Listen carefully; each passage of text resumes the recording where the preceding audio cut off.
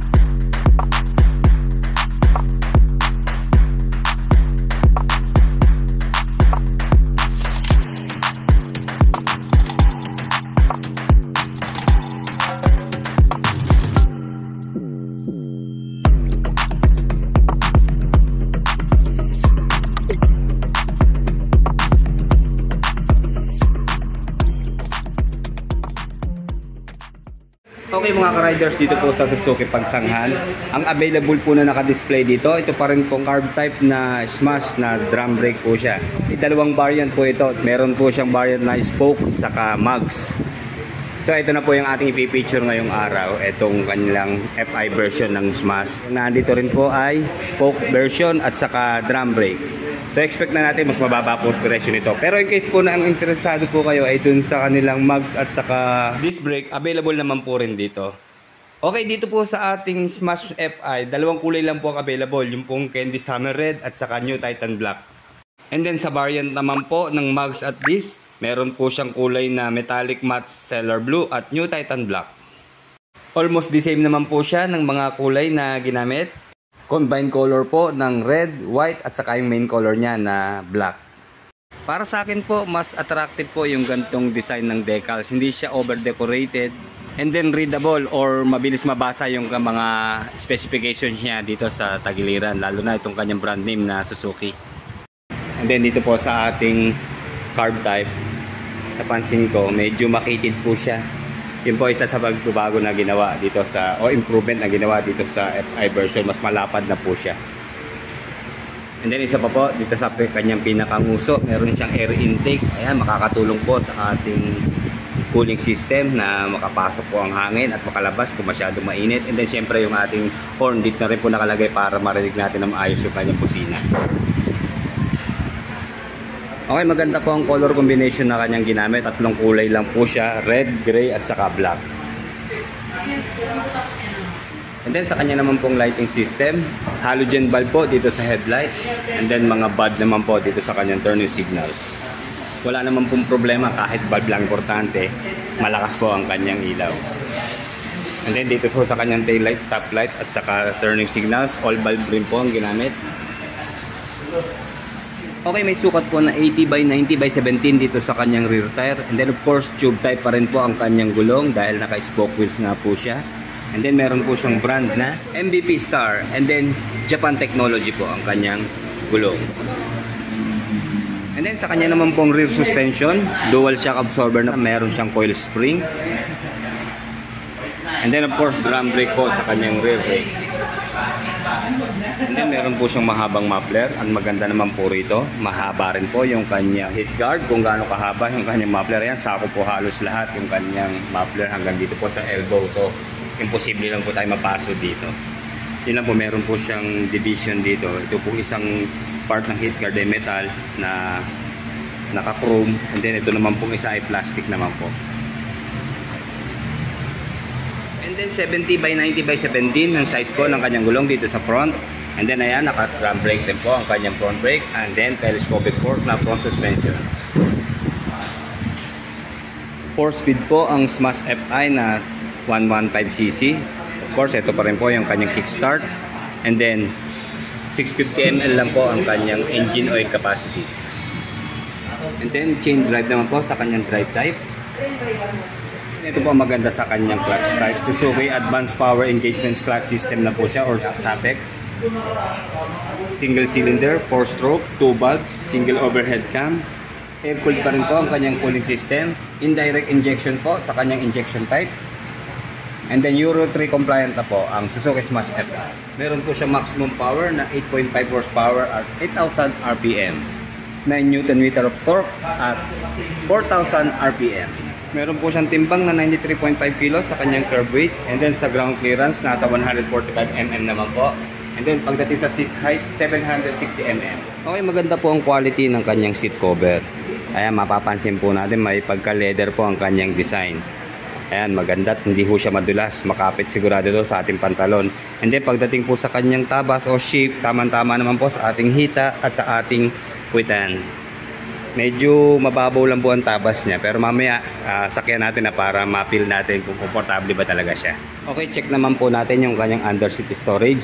Okay, dito po mapapansin nyo, medyo malalim siya. Nasa 7.6 liters po ang kanyang capacity dito sa underseat storage niya. Dito na rin po nakalagay ang battery sa ilalim, kaya medyo kumain siya ng space. Pero maganda po ito, malalim na.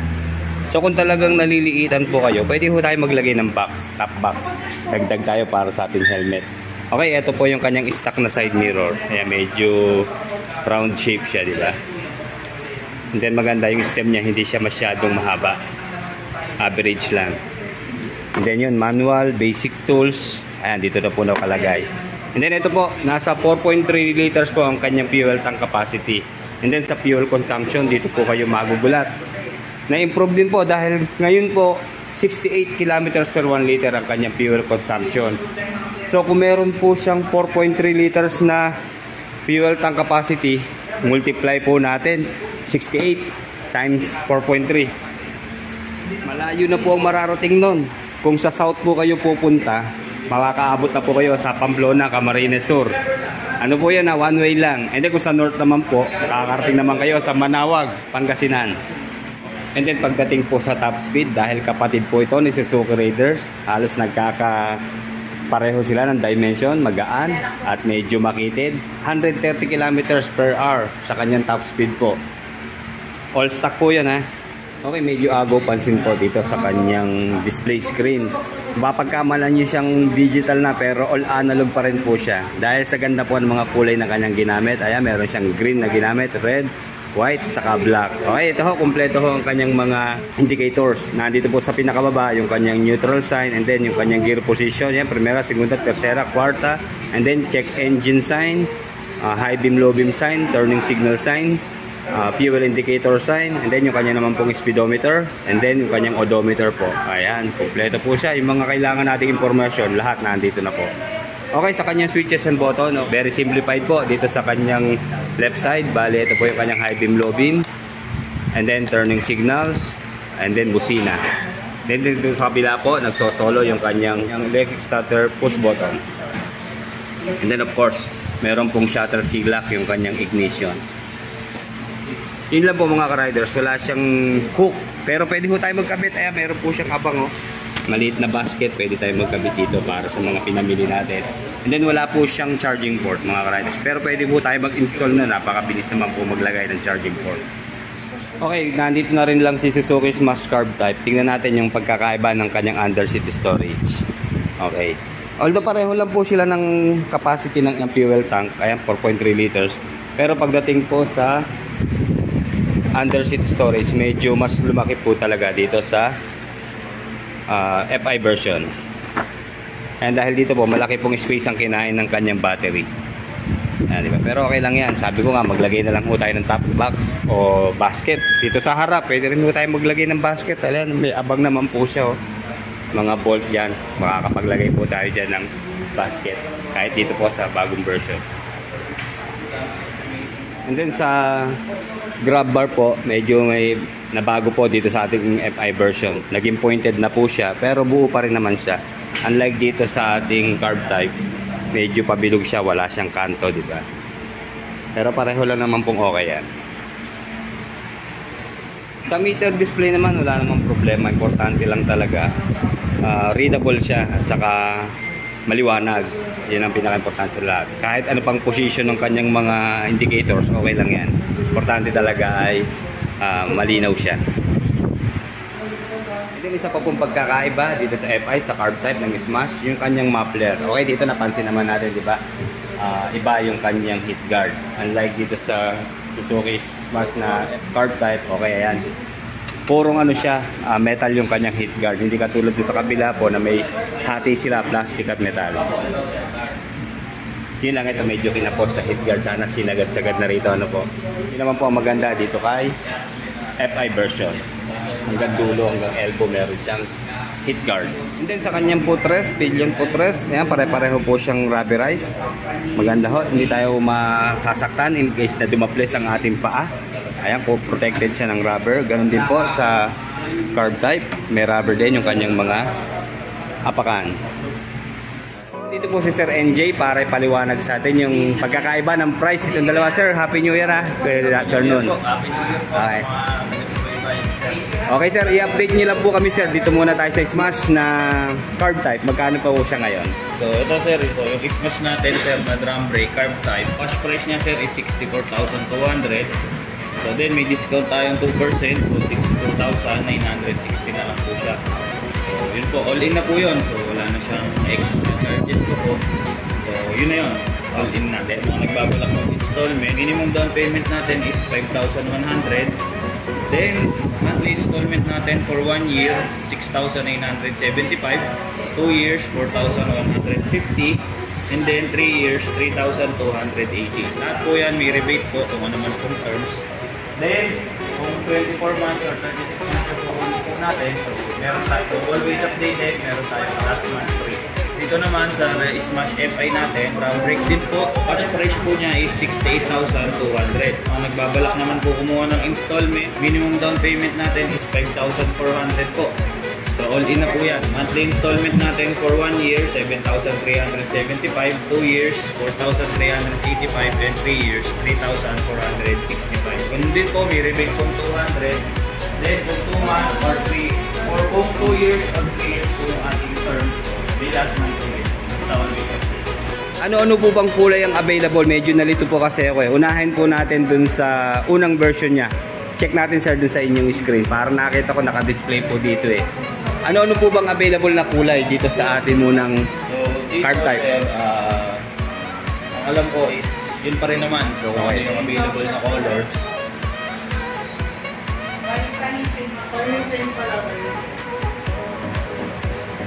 So ito sir, yung available niya color. So jackal green. So jackal green, red, ivory, then ito available natin, Titan black.